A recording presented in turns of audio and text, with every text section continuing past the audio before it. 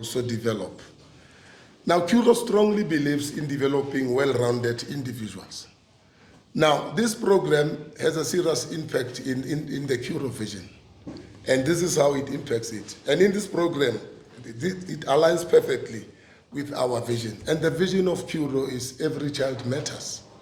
So this program is giving an opportunity to all learners to participate. That's why we call it a mass participation program. Now, through structured training and mentorship, our learners are growing not only as good soccer players, but they also grow as leaders, because some of them are given roles to be captains and so on. They grow as team players and as young individuals with strong values. They also get some values, because remember, the soccer is played according to rules. And those rules in itself, they hold some kind of values, like we have to respect each other, you have to respect other team members as well. It complements our academic offering and nurturing. It also nurtures the children's physical health, emotional well-being, and their skills. They actually get soccer skills, they get other skills, like not only soccer, but then some of them develop into good athletes because they develop physically. Now, this program has an impact in our local community, and there's a lot of buy-in, not only with our parents, but also with the local community. They have responded with great enthusiasm, and they also support it.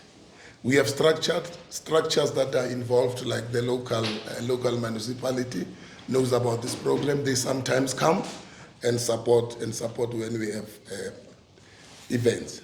Parents are actively involved, and there's a growing sense of pride and seeing that children take part in programs associated with a great soccer player who has a great history. I think parents know about Pitso, and also our kids know about him, that he was a good soccer player and he became a good coach. He also coached outside this country. So parents are very excited to see our school associated with this kind of a legend. The soccer event has become moments of celebration, and it is actually uniting all of us, the community, the parents, and the learners. This partnership is meaningful because it brings excellence, credibility, and purpose to sports as an integral part of learning.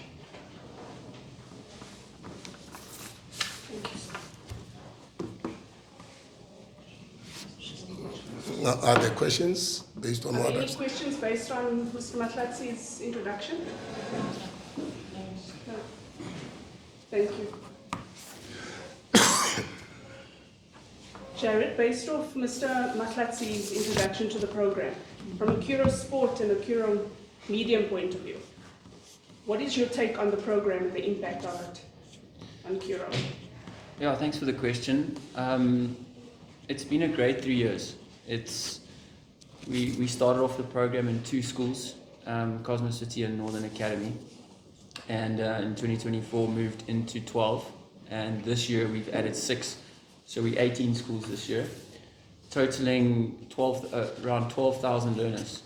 So we started off with around 3,000, and then we went to like 7,000, and now we're up to 12,000. And I think if I can first start off by saying and talking about the partnership, it's been a pleasure for Curro to be working with an entity like Coach Pitso and the Pitso Mosimane Youth Development Club and football and the PMSS schools. The personnel that they have they've been flexible. You know, this is not a small project.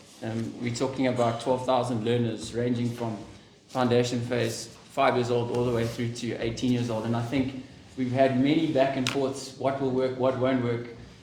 This doesn't work. I mean, even we've been talking yesterday about the challenges that we face. And I think it's testament to the team that Coach Pitso has behind him, to the passion that we have in developing learners. Because at the end of the day, it's all about these kids. It's all about developing a player of tomorrow, but it's this holisticness that Mr. Matlatsi spoke about. So I think just on the stat side, to try and understand the gravity or the impetus behind the program is, if you have 12,000 kids playing, how do you create opportunities for 12,000 kids to play enough if you're following a proper curriculum and a proper development plan. And I think that is where we've had to put our heads together, is to say, you know, it equates out to something like over 5,800 matches that last year we played in a period of 6 weeks. And I mean, you know, logistically, how do you do that with personnel and whatever? And so I think this program has achieved significantly, way beyond my expectations and what I thought. I think when you think about over 200 boys teams this year playing, we doubled our number of girls teams playing from 99 to like 200. From 50 to 99. So we got 99 girls teams playing. That's double the girls teams from last year. There's so many good touch points when you think about outcomes as well. We had the Cosmo City girls, you know, doing really well in the Diamond League. We've had various learners making different levels of junior Bafana and Banyana teams. And then we obviously had Northern Academy, you know, at the K Motsepa Cup last year doing well. And, you know, that's just barely, you know, touching and scratching the surface. If you think about a long-term development plan, you know, it's almost like the talent is just brimming. The talent is there, the talent is brimming, and if that's what we can achieve in 2 years of a development plan, who knows? And you can only imagine what is to come. So I think from Curro's perspective, we're very comfortable, we're very well positioned, and we want to be, like, and I've said this to you guys before, we want to be an answer to, you know, proper development, and I say that with respect. I don't think people are not doing it properly, but I think it's very structured. It comes from two entities that mean business, and I think as a fan, I'm pretty happier with what we've been able to do in the period discussed. Any questions, ladies and gents? Can we rather have the coach do the address as well, and then we'll take it from there. Perfect. Thank you. Yeah, thanks everybody for being around this program, to come and cover the program. Mr. Mahlati, humble thanks for the invite. I haven't been here, so I'm happy to be here. Thanks, Coach. Yeah, I'm on the road show, moving around from Bobela and everything, so everywhere, all the schools, Curro schools, and it's the time that I should come over here, and here is home for me. I'm a Soweto boy, so I was telling the guys over there that I used to collect tickets at that BP Garage. Football tickets, it was that BP Garage, I don't know, it's still the same like now, but it was owned by David Tidiela, who is the owner of Black Leopards. Still? So there you are. So I've been around here. And I don't remember before the school here if there was a space or not, but I remember passing by here. You know, this is my space. But yeah, back to the program. Thanks, Gerard, with the statistics of how many children we touch and all that. In football, we have guys like Mark Gleason. You sound really like Mark Gleason. He who knows all the facts and the stats about how many games this guy has played and goals, and that's your space. But we are just humbled that, forever humbled that of our relationship with Curro, that you know, if I look back where we started with about, I think, 12 coaches, or Yeah. and we have now almost 90 coaches we have. It's not funny. And if you look at the time period that we started and up till now, and we have not even really touched everything, every school in Curro, it just shows that we're going to go a long haul if we ended up doing almost everything. But the biggest thing for me as a football person is that I got involved in something a little bit different from football, because everybody sees me on the pitch, okay, coaching tactics and how to win a game and how you win a trophy. So I got humbled by coming to youth programs where youth is not all about winning. We don't win at youth, we learn. When you see these children playing, competing there, it's just not competition to win, it's character building. So, yeah, I got involved in a program that really I always speak about, and I've spoken about it in football before, that education and sports are inseparable.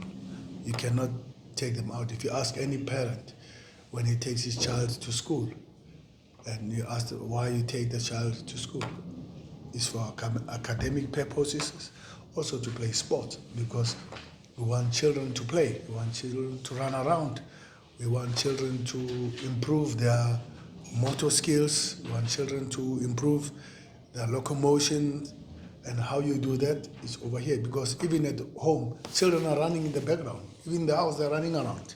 So important that we put all these programs together, and thanks that the government also has made sure that this is a subject in school and it's part of the curriculum. So it's a no-brainer. So, but the whole thing is not all about that. It's how do you match the program to the development stage, long-term development programs, because it is stated clearly from the government that you need to do. There are things you cannot do, there are things you can do, because you cannot, it's like in academic side, you cannot take a curriculum of grade 9 and put it on a child of grade 4 or grade 3. It's not right, because first the body is not developed, the mind is not developed, and we miss stages. And I know in football, the biggest challenge we have is we miss the most important stages, the locomotion, because you need to teach children to hop, to jump, to catch, to throw, be it in netball, be it in football, we've got goalkeepers who catch, or rugby, cricket, we also catch, and we throw, and we run. So the most important things is those fundamental, the gross motor skills that you need to learn. And for me, it was an opener. And when I look back, and I look at myself, that I never went through all those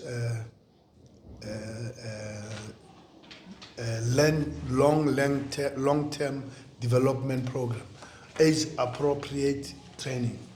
So you ask ourselves that we have gone through that program, which are not too planned, but we still managed to do something. You know, we still managed to play football in Europe. We still managed to play for our national teams. And you can say the same thing now as we speak about our national teams are doing exceptionally well, but I can guarantee you that 85% of them have never gone through these motor skills. And where they're gonna get that? In the schools. There is no team that does that. So if we do it at schools, it enhances the football program, because you need to jump and hop and coordinate. And all those things, if you don't do them from the beginning to age 9, that's the biggest program that you need to know. It's not how strong you are, but it's how you coordinate, how you jump, how you aware, sense of awareness, space awareness. It doesn't matter what you do. So here at Curro, this is the space to start that.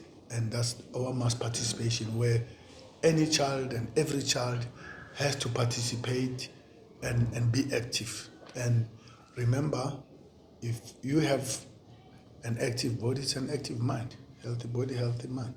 So, and children, I know by myself when I was also at school, children, we just don't want to do academics. We want to go to freshen up, to play. Yeah, we want to go out and play and come back, and then we can learn. But if you tell them learn, I mean, they get saturated. you know, and it's beautiful. They know their friends, they coordinate with their friends, and as you said, Mr. Matlati, that you can't separate these things in learners' performance. So we teach them character building, we teach them to compete, we teach them to know that you cannot have everything and you have to fight for some of the things. We teach them to know that if you don't get your mathematics right, you got to fight back and try and learn and how to do these things. And where do you learn those disciplines and principles? They come from football, they come from sports, never mind football. So we have a program that addresses social and life skills program where we also touch a little bit of nutrition. Children must know what to eat and what not to eat. If you eat eggs, what do you get out of eggs? What proteins? What are proteins for the building blocks in the body? For what? So all those things, our coaches, we put them through inductions, and they must be able to touch on those things. Why we need carbohydrates? Without carbohydrates, you don't have energy. You cannot run. So we make sure that all children, our coaches, must be able to also support what the academics are doing, so that they must know what to eat and what not to eat. And we spoke about. Then we have now the technical part that I spoke about, the throwing, the catching, the kicking. That's the technical part, irrespective of the game that you play. And then also the tactics, understand space, awareness, where to move, where to run, and all that. And also it's a biggest contribution to football because, as I said to you, there's no club that does gross motor skills in South Africa. And if there is, you must tell me which one does that, because I know I've got a son who's 14-year-old that I've seen playing football, and all they do is warm-ups and all that, and that's what we got. So the school, as Curro, helps in that space, and hence it is part of the curriculum, which is proper. So, right, we're happy to be here, and we put football also inside the program, whether it's inter-houses, whether it's playing with other things. We've got Curro Cup, Halala Cup going on. So our coaches are there. So we prepare them even to compete against other schools and to be structured properly. That's where tactics are now. That's where the coaches come in with their football knowledge. But it is a plus, Mr. Matlats. What you're doing is, and Garrett, is you're giving football a biggest platform where we don't do it in football. And I'm the product of that, where we don't have the elementary stages. It's like you want the child to read. You got to go to the ABCDs. If they don't know on ABCDs, how easy for them to read? No, it's going to be difficult. So what a program, and we need this, and not only for Curro, we need it for everybody.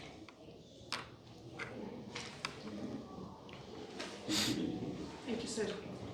Timba, Josie FM. Yes, Mr. Matlati, we thank you for having us this morning. Looking at this school, I'm going to come directly to you because you are within the space. In terms of the parental buy-in into such a program that you have with the Pitso soccer schools, how has it been telling them, informing them rather, or dealing with them and having to introduce this to them? Was it a buy-in? Was it a matter of, oh, they're going to add more money to the fees or whatever? How does it work with the parents? Are they into it? Are they fully behind it? That this is actually part of the curriculum within your school? Thank you so much. I think I've mentioned it when I was doing my presentation. And parents do have a buy-in. And I think we must understand that Soweto is the hub of soccer. I mean, if there's a parent who doesn't support a soccer program in Soweto, I mean, even Pitso Mosimane comes from Soweto. You can mention Dr. Kumalo, you can mention all these players, Joe Mason.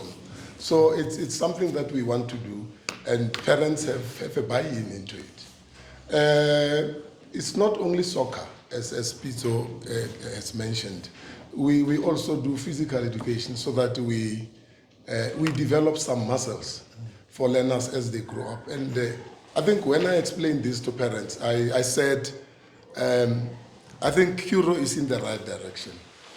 You know, I think we do watch soccer games, and most of the players that are coming from Brazil are very good players because Brazil has sports and soccer as an integral part of their curriculum. So I think this is a good gesture that we're having, and it's going to pay some dividends in 5 years to come. Already we have identified through this program 2 players. One is going to play for a team in Cape Town City, and one is playing for development for Kaizer Chiefs. And they've also identified... You have few boys playing for the under 14, under 15 of Kaizer Chiefs, and my son is playing for them. They are all there. Yes, I was actually mentioning the under 19s, the ones that are just about to be watched on TV as they play against big teams. We have a lot of them playing for under 14. Others are also in academies, Super Sport Academy, Orlando Pirates Academy, and so on. So this will definitely pay dividends because I must tell you that some of the learners will be able to make ends meet. Not all of them are good in academics. So we need to create an opportunity for them so that when they grow up, I mean, Pitso has never been a teacher, but he's doing so well in life because of soccer. But we don't want everybody to be like Pitso. So what Curro does, Curro doesn't want to take all the learners through one window. There are quite a number of windows that are available for them, and soccer and sport is one of them. So we want to create that opportunity Can for be them. coaches, They can be coaches, they can be physiotherapists, they can be involved in all aspects of marketing, sports. management. Is that Coach Pitso saying this program in future will encompass other aspects of the game? Like I'm looking at what you say, listening to what you're saying, that even when the time is right, rather, we'll be able to see some administrators. Yes. Yes. Marketers.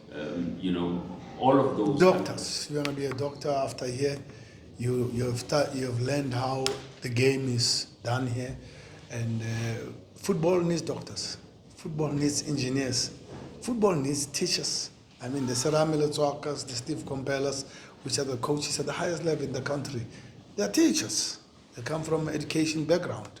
So sports and education is a no-brainer. I mean, I was honored with an honorary degree, doctorate from UJ for what? For being sports. You know, so you cannot separate sports and education. And as Mr. Mahlatsi said, we are not saying we're going to be all top players, and we are not saying we are all going to be academics, but get something from it. And if you look at the girls' football, that's the one that's so open, and we have a very strong team in Cosmos City with the girls. So they get scholarships. Even boys get scholarships if they get the academics right and they play football well here. They got scholarships, and then university fees, you know, they're a little bit steep, and everybody's looking for talent. And you look at America, look at the colleges in America. The minute you have sports and your grades well, you have a scholarship. Yeah. So and then when you come out of that program, you come back with a bachelor's degree, and if you have made it at the good level of football, you will play for MLS or wherever, even in Europe. If you get, and even here at home, you see the rugby, football, soccer football, that we see, varsity football. If you don't have the academics, you can't go in. If you don't have the game, you won't get your scholarships. So it's a no-brainer. It's a win-win at all costs. Because at the end of the day, even if you don't do sports, you will still want to go to university, right? So we might as well go and get scholarship, because you're going to come back with the same thing. So it's a no-brainer. Well, I would like to add to that because I thought that was a very interesting question and something that I've really enjoyed seeing. The Halala Cup is an extension almost, in a sense, of what we've done with Pitso Mosimane. We created a need, and we filled it with a really good tournament. But to your point, we've seen kids commentating on games. Can you believe it? And you know how talented they are.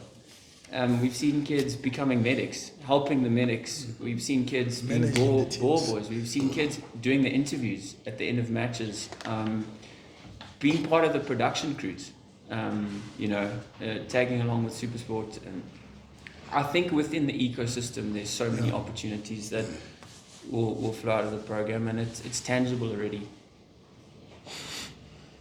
And Mr. Mahlatsi, one of the things I know that when Coach Pitso started this was it's not just football, it's like you said, to holistically develop the kids. Have you seen a difference in kids in terms of just them growing in confidence because of what is happening? Because over the years you see kids who don't really do well academically, often they are shunned at school, but if they are doing well in sports, it helps and it translates into their grades improving. Has there been such a difference over the 3 years since this started? Yes, there's been, I think I've mentioned it before, there's been a noticeable improvement in learner performance. But you must also bear in mind that the physical development is part of what we do at school. We don't develop the cognitive only. There are 3 areas that we develop at school for a child to be a well-rounded child. We develop the cognitive, we develop the spiritual child, we also develop the physical child. And this is the program that we've entered into. I've also seen learners through this program winning competitions in athletics, although we were doing physical education and sports, but it has impacted in other sports activities. So it's really paying dividends. Just to support your program on that, Brachex, on what you just said. Also in football and coach education, there are 4 factors of performance that are there. Is the physical side that is speaking about, is the mental side, which is the cognitive side, and we've got the technical side and tactical side, and life skills and social part, where we need children to be social with other children when they play, hug each other, when they win, when they run around and hug each other. That's where we improve the social part. There are children who are a little bit reserved, who don't say much or don't want to do much, but look at them in the pitch after he scores a goal. You say, oh, is that the same child in the class who is so quiet and doesn't do anything? But he then gets, and some are slow learners. I was a slow learner at school. Some are slow learners. But the minute he comes into the pitch and he plays with those who are a little bit ahead of him, and then he's a top player there. So you see, he gets now the respect back. So then he starts to develop his confidence amongst the other children. Some children are not big on sizes or whatever, but they can coordinate, they can move, they can be fast, they can be quicker, and we know who's the fastest, we know who does what. So all these things, a child will always get a space somewhere to do that and get respected within his peer group. So you need to address all these 4 factors that he spoke about to help the child to get confidence, to be able to stand on his path or on opinion with the peer groups and with friends, because he needs to know what is right and what's wrong and must stand for it. So this is where we teach all those, like we like to say, taking boys to men, and he needs to know what is right, what's wrong, and he needs to learn. He must feel the pain of losing a drill here, a running drill, or pain of losing a match. They must know that, oh, this is how it feels to lose. This is part of life. This is part of growing, because as we grow, we're going to fail a lot. But what we get from failing is life lessons from that. So they learn and they become mentally strong. And even at home, they know that they cannot get everything they want from parents. So you got to work hard to get whatever. And there is a no. that we can't give you this, we can't afford this. So it's the same as in school, the same in football. You can't win every game. So it rubs off, and especially with discipline. You know, I must tell you, when children are with the coaches on the pitch, there's discipline. On the line, we go this way, we go that way. So the discipline that comes from here, it also goes home, that the child knows that this part of discipline. This is what you do at this time. This is what you do at this time. And then, Coach Pitso, we also build confidence on these learners, especially these learners that are not doing well with academics. When we issue out certificates for performance at the end of each term, we don't give out for academics only. We also recognize those learners that did well in different sporting codes, and that in itself builds confidence. Can I sorry, if it's okay, and you'll know, Carlos sitting in the background here, we run a program at Sandown. We started this year in Cape Town. And to your point, out of the 12,000 learners, there's about 4,000 or 5,000 learners that participate in teams, you know, regular league matches and teams. But what happens to the other 7,000, 8,000 learners? And this is a problem that we're trying to solve, because they, to your point, they're not the best soccer players, not yet, and they're not getting selected for the teams. But we're proud to say that within the program, they're still getting like 8 matches in the season. They're still playing 8 matches. We do a class versus class tournament, and then we run our own internal inter-Curro events. And at Sandown, I think it was about 3 weeks ago, we had a mother email us and say she's got a child, it was a boy, that with a learning disability. He was part of those 7,000 learners that we work with, not in teams. And she said for the first time he's gained his confidence back because of being included in a program. And we've seen many, you know, similar situations over the last couple of months and years where, you know, to what both gentlemen have been describing to you, there's tangible stories to be told, which we're proud of. If I may just come directly to you, I mean, you've been mentioning the Halala Cup. Can you just break it down to us so that we get to know what it is, what it entails, and how it interlinks with this program? And does it only cover football, or you also have other sporting codes within its midst and as sub-sports, sporting codes? Yeah, thanks. Okay, so I think why I said that it is as a result of PMSS is because Curro always about creating opportunities. I keep telling you guys that that's literally why we do what we do, and for kids. And what we found with the PMSS program is that, earlier you said, what about the parents? Well, the parents they're loving it, Tabo.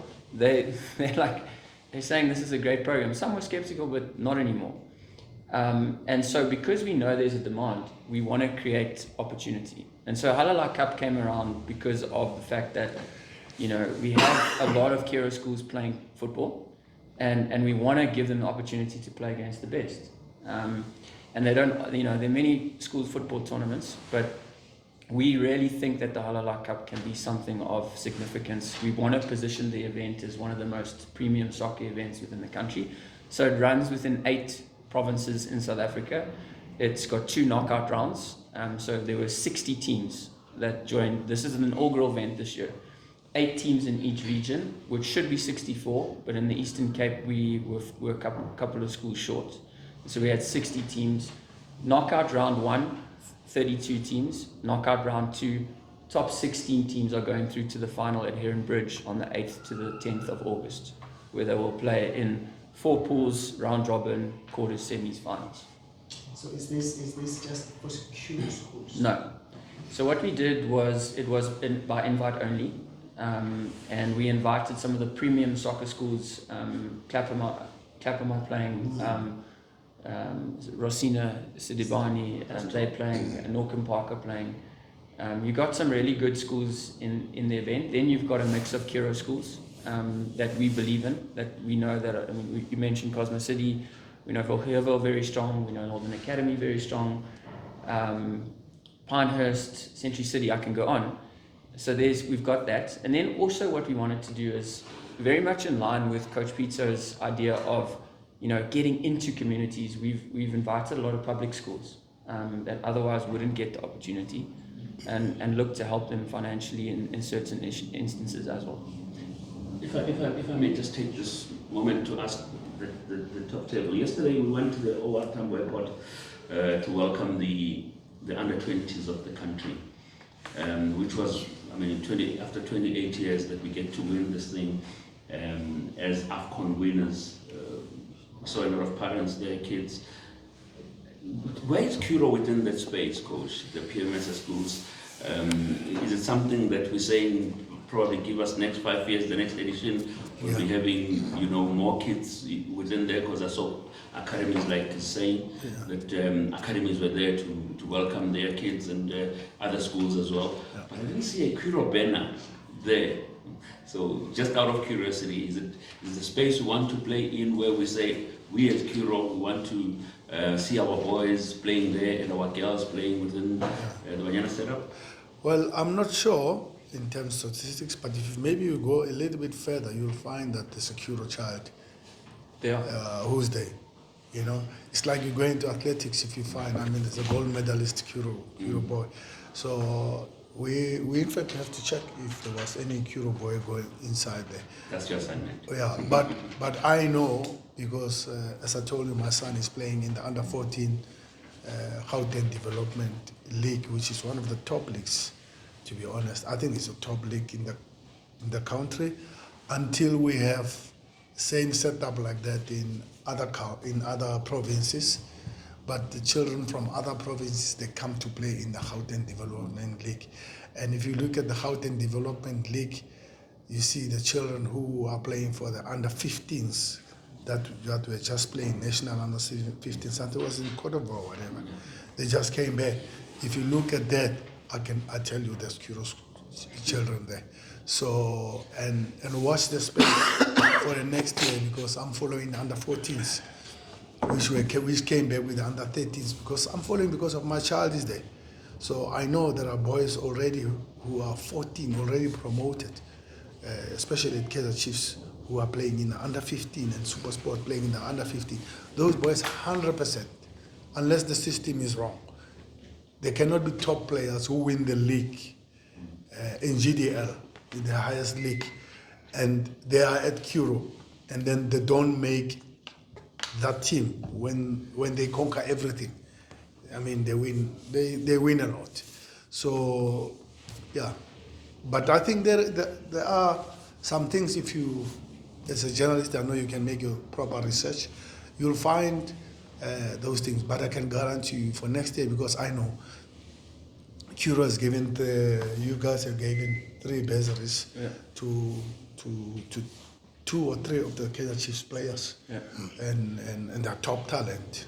And in fact, they are 14 but playing under 15. They played with my son in the same. They have been promoted, and what a good gesture that you have done for them. Yeah. And one is in, I think 2 in Shoshanguve, and all the top talent.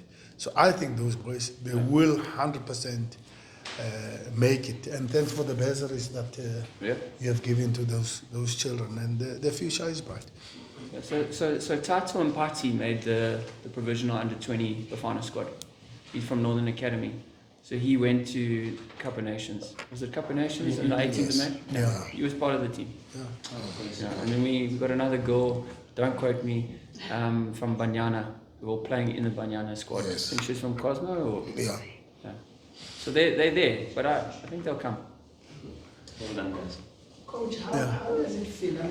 You have all these schools, you've been to the different Curros. It must be special to come to this one. This is home. Yeah, this is home, Where it all started. How does it make you feel to see your school being part of here? You giving back to where you come from? Yeah, first, to be honest with you, it will be a bit emotional because I've never seen a school like this in Soweto. For me, it's very emotional because I come from the other side, not too far. Where you come from? We went to the same school. Yeah, you see. There's 2 pitches, there's small-sided game pitches, the security, we can play against another team, We can train here. It's safe. Parents don't have to worry about the children where they are, you know. So that's what you need for our children also. It's not about participating. It's safety and organized structures. When you have a match, there's a referee. You know, I just come from Bombela last week to witness a tournament, how beautiful it is.